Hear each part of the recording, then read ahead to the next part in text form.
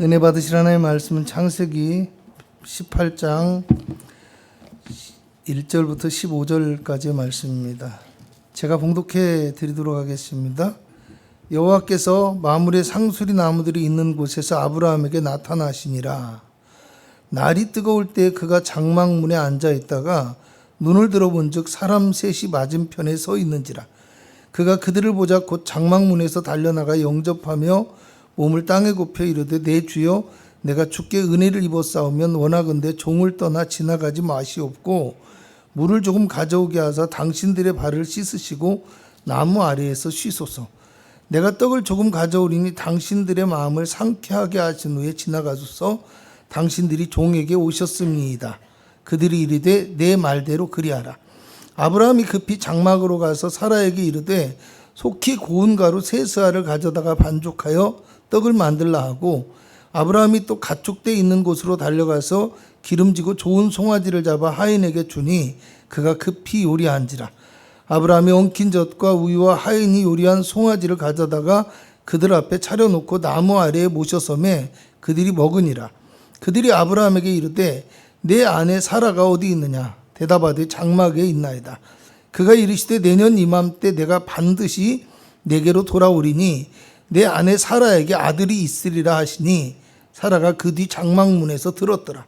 아브라함과 사라는 나이가 많아 늙었고 사라에게는 여성의 생리가 끊어졌는지라.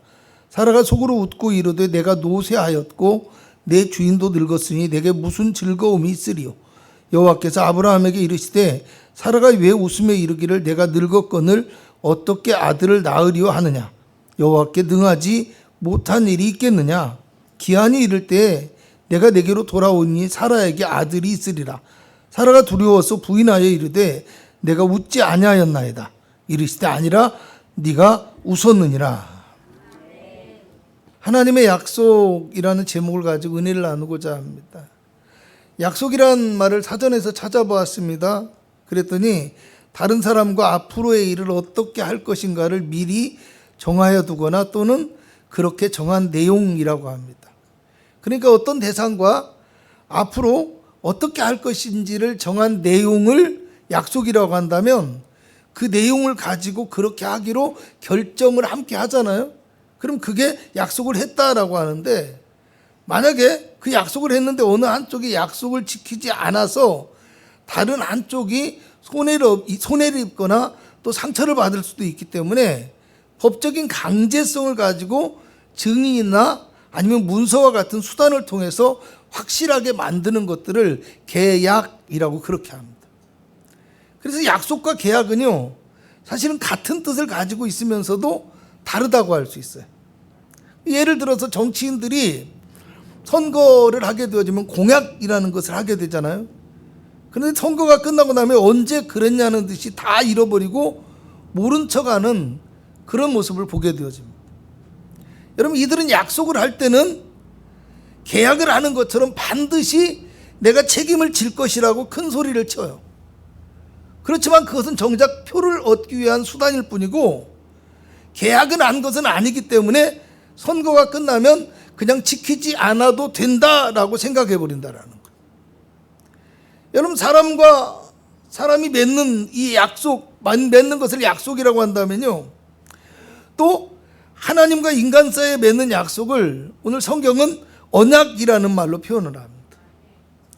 여러분, 이 언약이라는 말은 히브리 말로 자르다, 쪼갠다라는 뜻을 가지고 있는 말인데요, 짐승의 쪼갠 고기 사이로 지나며 맹세를 하는 그 시대의 어떤 풍습을 가지고 와서 한 말이에요.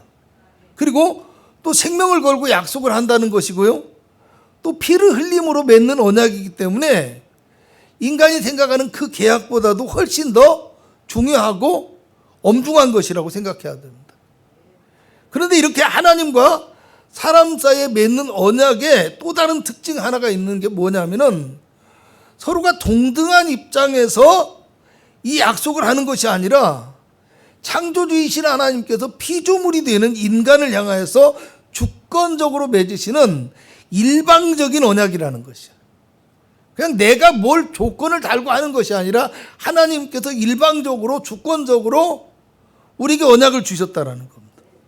그리고 죄로 말미암아 우리는 죽을 수밖에 없는 인간의 신분인데, 그런 인간을 향해서 하나님께서 무조건적인 사랑으로 주신 약속이기 때문에 인간은 그저 하나님의 언약 안에 믿음으로 아멘하고 받아들이기만 하면 하나님께서 약속하신 것을 누릴 수 있는 은혜의 언약이 바로 이 하나님과 사람 사이의 언약이라는 겁니다. 여러분, 오늘 본문의 말씀은요, 아브라함을 가나안 땅으로 부르시고 인도해 주신 하나님께서 또 다시 아브라함에게 나타나십니다. 그리고 그의 아내 사라를 통해서 아들을 낳게 해주시겠다는 약속을 주시는 이야기가 기록되어 있거든요. 이제부터 제가 이제 아브라함과 하나님의 이 언약에 대해서 좀 자세하게 길게 설명을 하려고 합니다. 근데 이제 좀 지루할 수도 있고 잘 전달이 될지는 모르겠지만은, 제가 이 마지막 해를 보내면서, 마지막 주간을 보내면서 우리에게 꼭 필요한 말씀이다라고 생각해서 준비하고 전하는 말씀이니까 여러분이 잘 귀를 쫑긋하고 또 되새겨서 들으시고요, 또 집에 가서 다시 들으시기 바랍니다. 여러분, 창세기 12장 1절에서 2절을 보면 하나님께서 아브라함에게 너는 너의 고향과 친척과 아버지의 집을 떠나서 내가 너에게 보여줄 땅으로 가라. 내가 너로 큰 민족을 이루어주고 내게 복을 주고 너의 이름을 창대하게 하리니 너는 복이 될 것이다 라고 말씀합니다. 하나님께서 아브라함을 그렇게 부르셨어요. 그리고 10장 4절에 가서 보면 이에 아브라함이 여호와의 말씀을 따라서 갔다라고 얘기하고 있어요. 하나님께서 아브라함에게 언약의 말씀을 주셨어요. 그리고 아브라함이 그 하나님의 언약의 말씀을 믿고 순종함으로 약속의 땅 가나안에 이르게 되었다라는 겁니다. 그러니까 하나님께서 아브라함에게 찾아오셔서 은혜의 언약을 베풀어 주셨다라는 말입니다. 여러분, 그런데 문제는 또 있어요. 하나님께서 아브라함에게 너로 큰 민족을 이루실 것이다 이렇게 말씀하셨는데, 아브라함과 그의 아내인 사라에게는 자녀가 없었습니다. 그리고 유일한 혈족인 조카 롯뿐이었다는 사실이에요. 롯 한 사람뿐이었어요. 한 사람. 아직 결혼도 하지 않았었던 것 같고요, 처음에는. 여러분, 창세기 10장 4절을 보면 아브라함이 하란을 떠날 때 75세였다고 얘기해요. 작은 나이가 아니죠. 그리고 사라의 나이는 아브라함보다 10살 아래니까 65세이겠죠. 그런데 그래도 아마 그때까지는 뭔가 좀 기대하는 마음, 이런 것이 있었을 것 같아요. 왜냐면 그때는 나이를 좀 오래 사는 때잖아요. 그러니까 여성도 아이를 오랫동안 가질 수 있는 그런 환경이었다라는 겁니다. 또 어떤 면에서 보면 아브라함이 너로 창대하게 하겠다, 큰 민족을 이루겠다라고 얘기했을 때 그에게는 아버지를 일찍 여의고 자기가 자식처럼 키운 조카 롯이 있었어요. 그러니까 이 조카 롯이 자기의 상속자가 되어지고 자기 이름을 이어서 창대하게 만들 것이다 라고 그런 기대를 했을 수도 있어요. 그런데 그로부터 10년이 지나는 동안에 조카 롯도 자기 곁을 떠나버렸어요. 그리고 이제 혈족이 없는 아브라함으로서는 누가 상속자가 되어지냐, 자기 집에서 자란 종인 다메섹 엘리에셀이라는 사람이 상속자가 되어야 될 상황이에요. 자기 민족도 아니고 다메섹 사람. 그런데 또 하나님께서 창세기 15장 4절을 보니까 아브라함에게 그 사람은 너의 상속자가 아니라 너의 몸에서 날 자가 너의 상속자가 될 것이다, 이렇게 말씀을 하시는 거예요. 여러분, 그 시대에는 자식이 없으면 가까운 혈족이 상속자가 되거나 아니면 내 집에서 있는 종을 자식으로 삼아서 상속자가 되게 하고 대의를 잇게 하는 법이 있었다라는, 관습이 있었어요. 그런데 하나님은 그것도 안 돼라는 거예요. 안 돼라는. 여러분, 10년이 지났으니까 아브라함의 나이가 몇 살이에요? 이제 85세가 되었어요. 사라의 나이가 몇 살이에요? 75세가 되었어요. 그런데 창세기 15장 5절에서 6절을 보면 하나님께서 아브라함에게 이렇게 말씀해요. 하늘을 우러러 뭇별을 셀 수 있나 보라. 너의 자손이 이와 같으리라 말씀하시니까 아브라함은 또 거기서 그 나이 먹은 85세의 노인이 아브라함이 여호와를 믿었고 여호와께서 이를 그의 의로 여겨주셨다. 이렇게 말씀해요. 참 놀라운 믿음이죠. 하나님도 대단한 약속을 하신 거고 아브라함도 참 놀라운 사람이에요. 놀라운 사람. 그런데 거기서 끝나는 게 아니더라는 거예요. 또 문제가 발생을 합니다. 어떤 문제가 생기겠어요? 85세, 75세라고 했잖아요. 남자는 늙어도 아이를 가질 확률이 조금이라도 있어요. 그런데 여인은 아이를 잉태할 수 있는 한계가 있기 때문에. 그래서 아브라함의 아내 사라가 아브라함에게 말해요. 나는 이제 아이를 더 이상 가질 수 없는 상황이 됐으니까 나의 여종 하갈을 통해서 내 아이를 낳게 해주소서. 그래가지고 여종 하갈을 남편의 첩으로 주어서 아이를 얻고자 해요. 여러분 그것 역시 그 시대에는요 종이 집에서 아이를 낳게 되잖아요. 그러면 그 아이도 주인의 소유가 되어지는 거예요. 그렇기 때문에 여러분 하갈이 남편에게서 낳은 자식을 사라가 자기의 자녀로 삼을 수 있는 법적인 권리가 있는 거예요. 그래서 이스마엘이 태어났다라는 거예요. 여러분 물론 잘 아시다시피 아이를 잉태하고 출산하는 과정에서 많은 문제가 있기는 했지만 처음으로 아브라함의 혈통, 그죠? 아브라함의 피를 이어받은 자녀 이스마엘이 태어났어요. 그리고 그 이스마엘이 무럭무럭 잘 자라서 13살이 되었을 때입니다. 그걸 또 다시 계산해 보면 아브라함이 99세가 되고 사라가 89세가 되던 때인데요. 창세기 17장을 보면 하나님께서 아브라함에게 또 찾아오셔요. 그리고 이제후로는 너의 이름을 아브라함이라 하지 말고 아브라함이라고 하리니 이는 내가 너를 여러 민족의 아버지가 되게 함이라 얘기해요. 할렐루야. 자, 아브람이라고 하지 말고 아브라함이라고 그러라고. 뭐 함 이게 들어간 거죠. 근데 아브라함이라는 말에서 아부라는 말은 아버지라는 뜻이고요.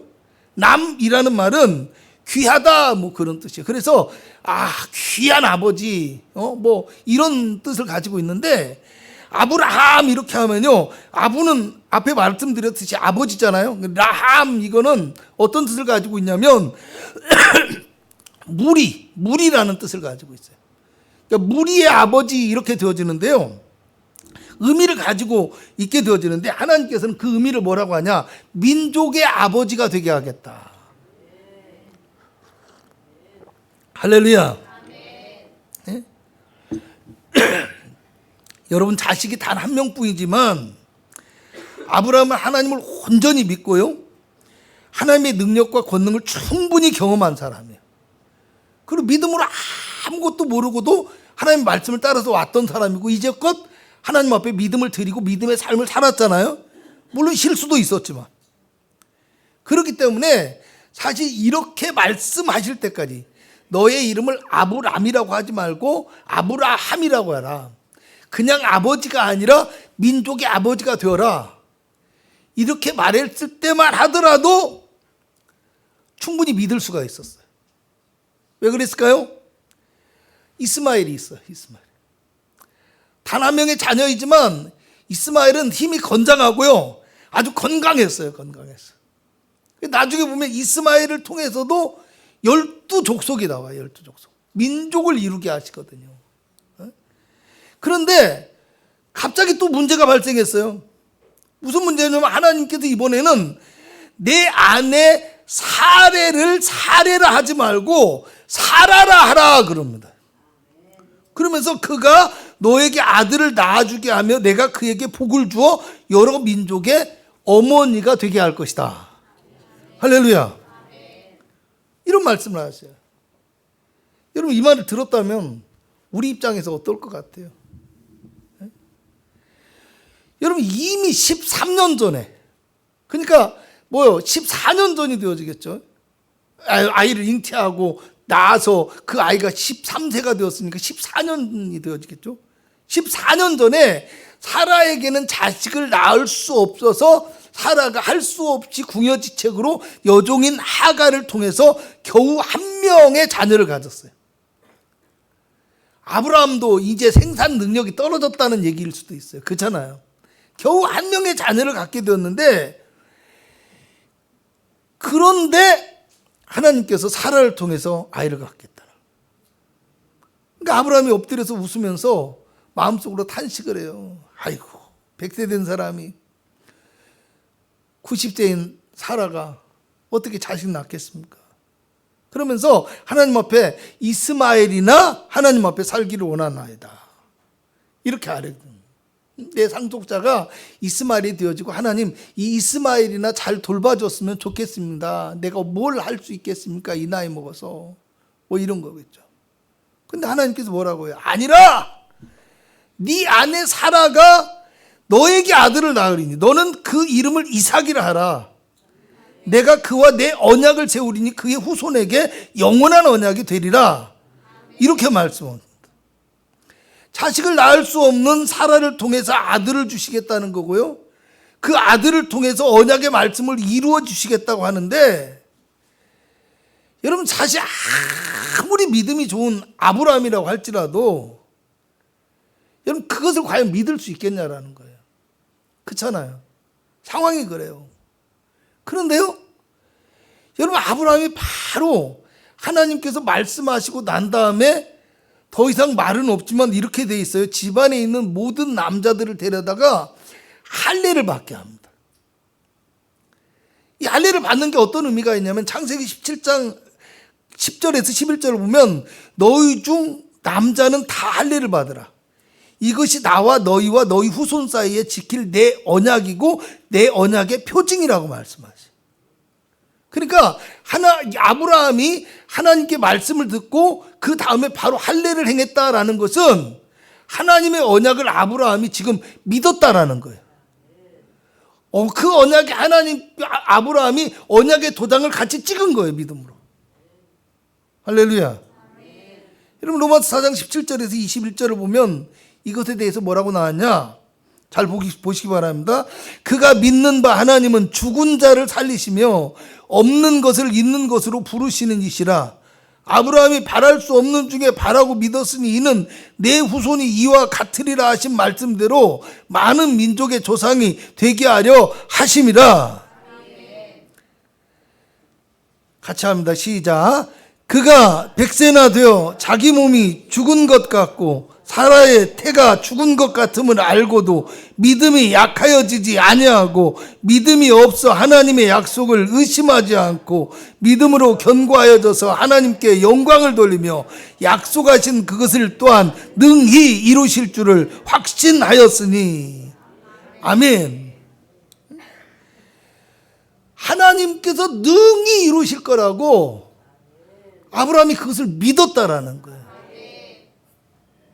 여러분, 그리고 오늘 본문 1절에 하나님께서 아브라함에게 또 나타나셨다는 말로 시작합니다.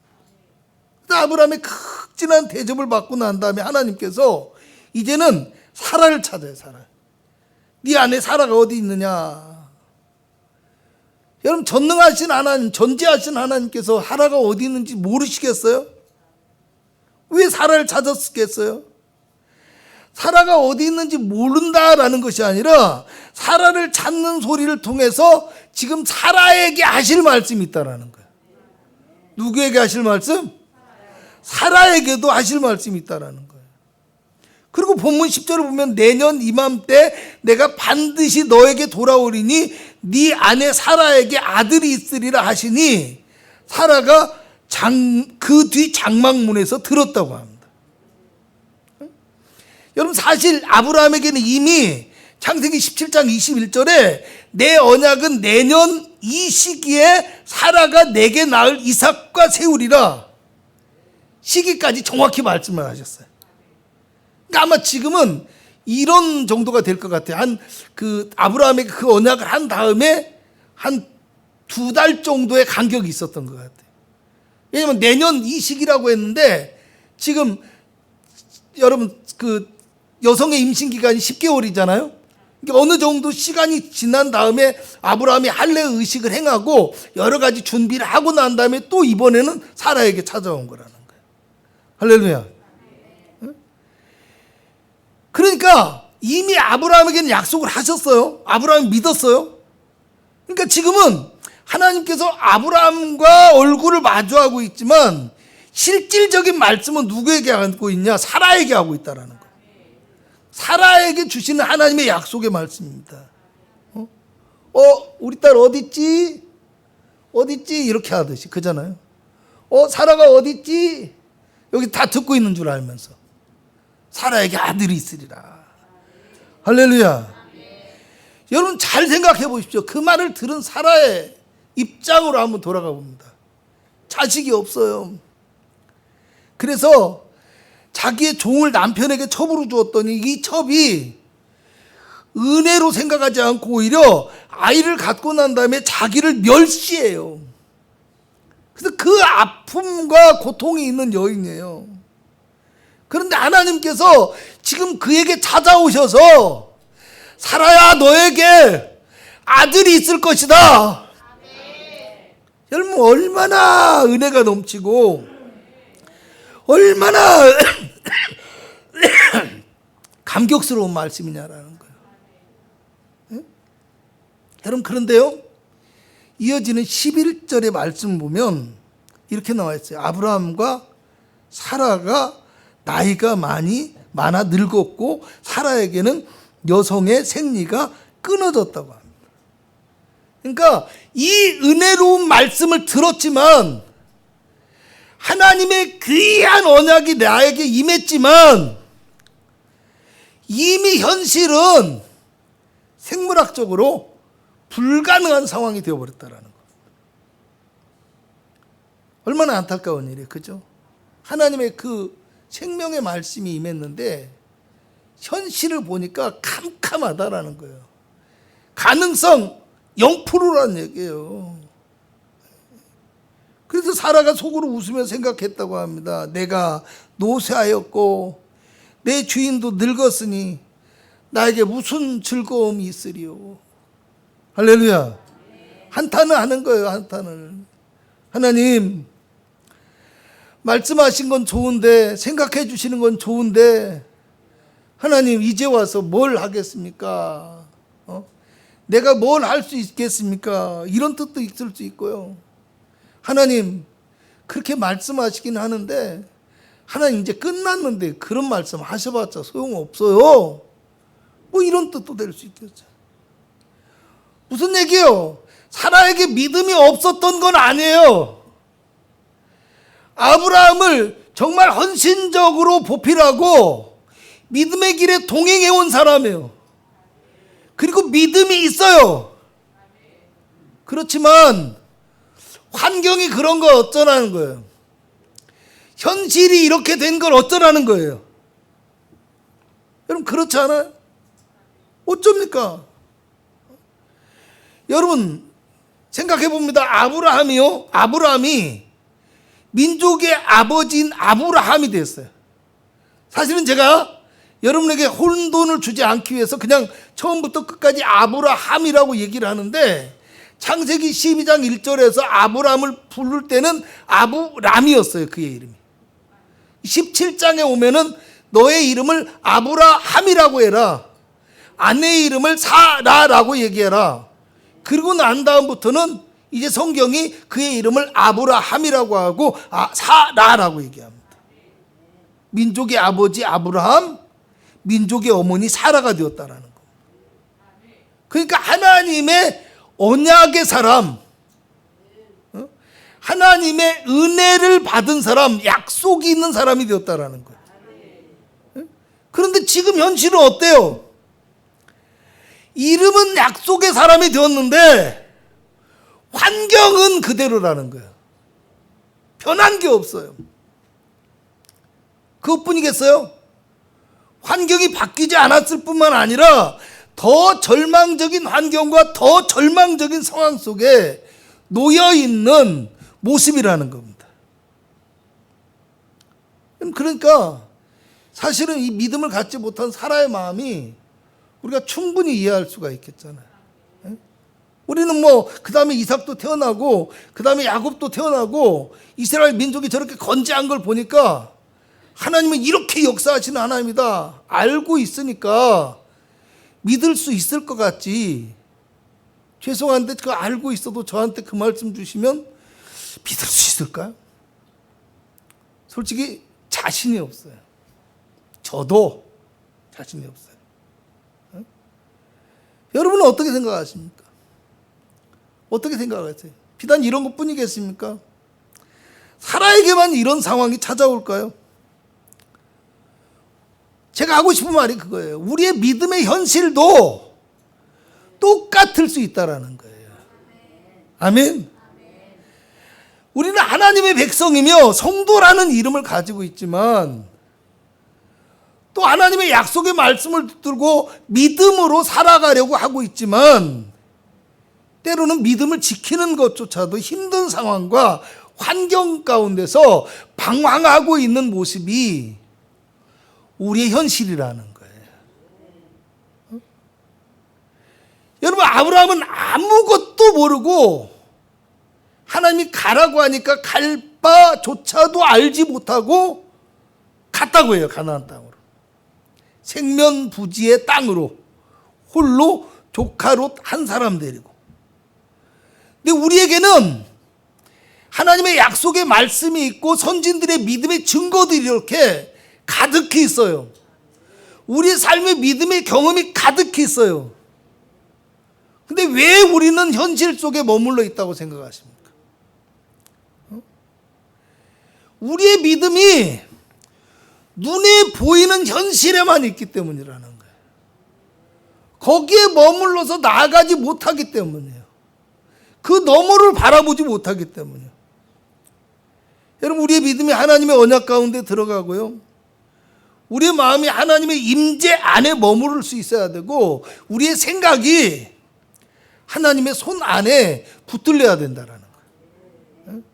그래서 눈에 보이는 현실을 뛰어넘어서 바라봐야 되는데 그러지 못하니까 우리가 하나님의 언약 가운데 들어갈 수 없는 존재가 되어지더라는 겁니다. 이제 13절에서 14절을 보면 하나님께서 사라가 왜 웃으며 이르기를 내가 늙었거늘 어떻게 아들을 낳으려 하느냐, 여호와께 능하지 못한 일이 있겠느냐라고 말씀하십니다. 하나님께서 사라의 믿음과 생각을 아셨다라는 거예요. 사라는 입으로 말하지 않았어요. 마음속으로 웃고 생각한 거예요. 그런데 사라의 그 마음의 소리, 그걸 들으셨다라는 거예요. 오늘 우리가 입으로는 아멘 하고 있지만 우리의 마음에 하고 있는 소리, 생각, 그걸 하나님 들으시고 계셔요. 아시고 계셔요. 그리고 왜 너는 눈에 보이는 현실만 바라보고 있느냐? 왜 너는 네가 믿을 수 있는 그 한계 안에서만 나를 믿으려고 하고 있고 나의 능력을 너의 생각 안에 가둬두려고 하느냐? 너는 내가 못하는 일이 있을 것이라고 그렇게 생각했느냐? 지금 이렇게 말씀하시는 거예요.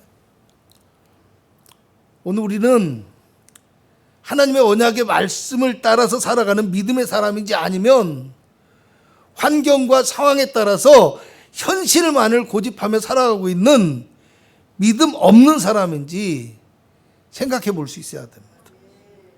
보면 10절에는 내년 이맘때 내가 반드시 너에게 돌아오리니 네 안에 사라에게 아들이 있으리라고 하시고요. 14절에 가면 또 기한이 이를 때 내가 너에게 돌아오리니 사라에게 아들이 있으리라고 두 번에 걸쳐서 반복해서 하나님께서 강조하고 계십니다. 그런데 여기서 내년 이맘때 돌아오겠다고 하고요. 기한이 이를 때 돌아오겠다고 했잖아요. 근데 사실 우리말 성경을 보면 다르게 이렇게 쓰여 있는데 성경의 원문에는 똑같은 단어로 기록되어 있어요. 이것을 의미적으로 해석해서 내년 이맘때라고 얘기를 했고 기한이 이를 때라고 해놨어요. 근데 원문에는 생명이라는 단어와 시간이라는 두 개의 단어가 사용되었어요. 그래서 생명의 시간이 되면 하나님께서 돌아오시겠다는 말이에요. 생명 없어서 생리가 끊어져서 생물학적으로는 잉태할 수 없는 사라에게 하나님이 생명을 주시는 그 생명의 시간이 되면 하나님께서 돌아오시겠다라는 거예요. 그러니까 다시 살아내게 될 생명의 시간이라는 것은 우리에게 하나님이 우리에게 돌아오시는 시간이에요. 그리고 돌아오시는 그 시간이 생명의 능력이 우리에게 주어지는 시간이에요. 죽음과 같은 현실과 환경을 넘어서서 생명을 얻고 잉태하게 되는 시간이 사라에게 다가올 것이라는 겁니다. 그 시간이 우리에게도 다가올 수 있기를 주님의 이름으로 축복합니다.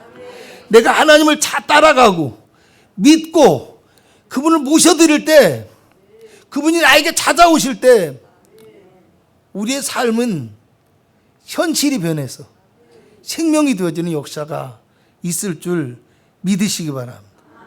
히브리서 11장 11절에서 12절에는 이것에 대해서 믿음으로 사라 자신도 나이가 많아 단산하였으나 뭐요? 끊어졌다라는 얘기예요. 그런데 잉태할 수 있는 힘을 얻었으니 이는 약속하신 이를 믿으신 줄 알았음이라고 합니다.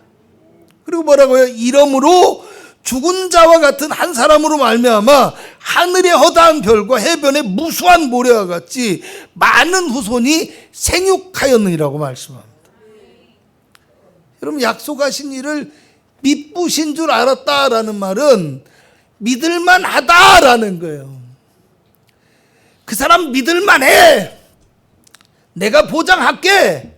확실해. 사람 보고 환경 보고 큰 소리 치지 말고 우리가 하나님을 그렇게 믿을만 하다고, 예수님을 믿을만 하다고 세상 앞에 당당히 고백할 수 있는 참된 믿음의 사람이 되실 수 있기를 바랍니다. 이제 말씀을 맺을까 합니다. 이제까지 우리의 인생은 어쩌면 변하지 않는 현실의 벽에 부딪혀서 쓰러지고 넘어질 수밖에 없는 환경이었을 수도 있습니다. 우리의 지난 한 해는 아무리 노력해도 생명의 기운을 찾을 수 없는 절망적인 상황 가운데서 살아가고 있었을 수도 있습니다. 그러나 오늘 우리가 그 모든 현실을 넘어 하나님을 바라보며 믿음의 자리에 서게 된다면 다가오는 새해는 생명의 기운이 넘치는 능력의 시간이 될 수 있다는 것을 기억하실 수 있기를 바랍니다. 오늘 우리의 다가오는 새해가 하나님께서 우리 가운데 다시 찾아오시는 생명의 시간이 되실 수 있도록 하나님의 약속의 말씀을 붙들고 믿음의 자리 가운데 머무를 줄 아는 성도가 되시기를 주님의 이름으로 축복합니다. 기도합니다. 눈에 보이는 현실만을 바라보며 내가 믿을 수 있는 한계 안에서만 믿으려고 한 연약한 우리의 믿음을 돌아보기를 원합니다. 믿음의 사람 아브라함과 같이 또 사라와 같이 죽은 자도 살리심이 없는 것도 있는 것 같이 부르시는 하나님을 바라볼 수 있게 하여 주옵시고, 어떤 상황과 환경 가운데서도 믿음이 연약해지지 않고 보이는 현실의 벽을 넘어서 하나님의 언약 안으로 들어가게 하시며 하나님의 임재 가운데 머무르게 하여 주셔서 하나님의 생명의 능력과 힘을 얻을 수 있는 복된 믿음의 사람들이 되게 하여 주시옵소서. 그 무엇보다도 그리스도인이 된 우리는 그 생명의 언약이 되시며 능력이 되시는 예수님을 온전히 붙들고 의지하게 하시며 예수님의 생명의 성령 안에 거하는 사람이 되어서 십자가의 그 능력과 권능으로 싸워서 승리하는 아버지 축복의 한 해가 되게 하여 주시옵소서. 오늘 우리가 가지고 나온 모든 문제와 어려움과 기도의 제목을 들어 응답하여 주옵시고 이 한 해를 마지막까지 잘 마무리하고 새로운 한 해를 희망차게 맞이할 수 있는 복된 교회와 성도가 되어지길 원합니다. 예수님의 이름으로 기도합나이다. 아멘.